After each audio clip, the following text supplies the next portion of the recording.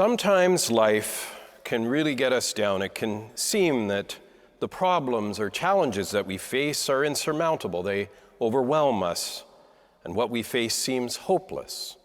And when things seem hopeless, we lose our energy to deal with things, to deal with life. Our willpower weakens, our resolve to carry on diminishes. It has often baffled me when I meet people who are dealing with some of the worst things that we can experience in life, be it illness, tragedy, repeated loss among family and friends, and yet seem to be calm, serene, at peace, focused on the positive.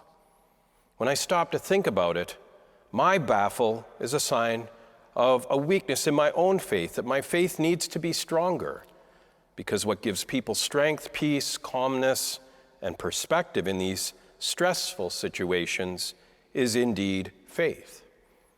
In today's gospel, we have the example of that a kind of apparent powerlessness that the people experience and takes place between Jesus and his disciples.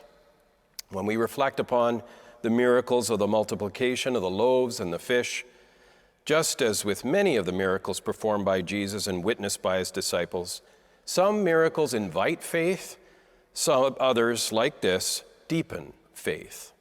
This one also, like Jesus is calming the stormy sea, these are miracles to help the faithful keep faith. Unlike the multitudes who came to meet what they simply knew was a man who performed miracles, those who already had faith, like the apostles and disciples, were invited to a deeper faith. Quite simply stated, trust in the Lord and everything is going to be all right.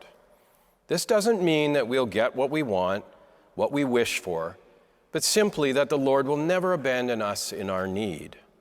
In grasping this, the Lord uses others to bring things together. This is one of the very few stories about Jesus that's found in all four Gospels. It clearly spoke very powerfully to the early church.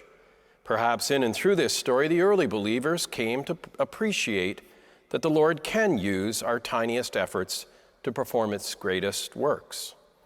As St. Paul declared in his letter to the church in Corinth, that God's power is often made perfect in our own weakness and our weakest moments.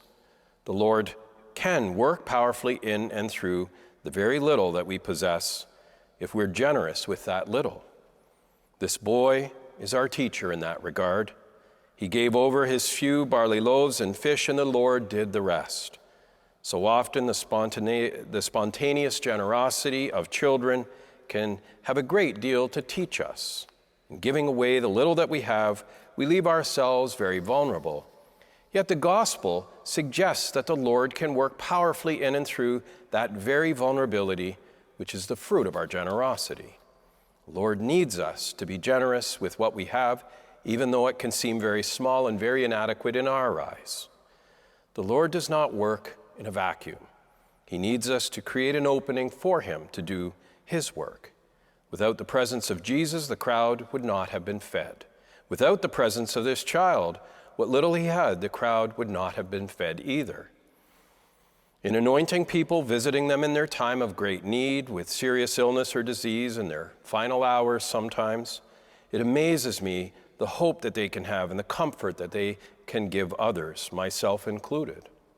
I hear these stories when I meet with families of those who have had people recently pass away, and I always encourage them to keep sharing these hope-filled experiences with each other. I also think of my own parish community of St. Bernadette's in Ajax. In the midst of the terrible pandemic that we endured, we saw much of the world, our country, our province, our communities closed for so long. The generosity of our people never stopped, not even for a moment. The people I serve, many of them, I'm sure, suffering and struggling financially and in other ways, with homes to care for, families to support. They gave generously of their time, their treasure, and their talents to keep their parish community alive. People in our Ajax community were like this boy with the bread and the fish, generous and trusting in the Lord, and Jesus did not let us down as our community came together. And ours is only one example. There are many others, and there are many families and people who approach their faith with a loving and hope-filled trust in the Lord, abandoning themselves peacefully, hopefully, and joyfully to the outcome. No one knew what Jesus was going to do, and to this very day, none of us can explain how he did it. But this gospel reveals to us and teaches us what we can do and must do, as we are always meant to play a part in each and every miracle God offers us, and to be open and receptive to what that might be. Yes, life can get us down, but we have God who loves us and teaches us that we shouldn't let it. Everything is going to be all right if we trust in him.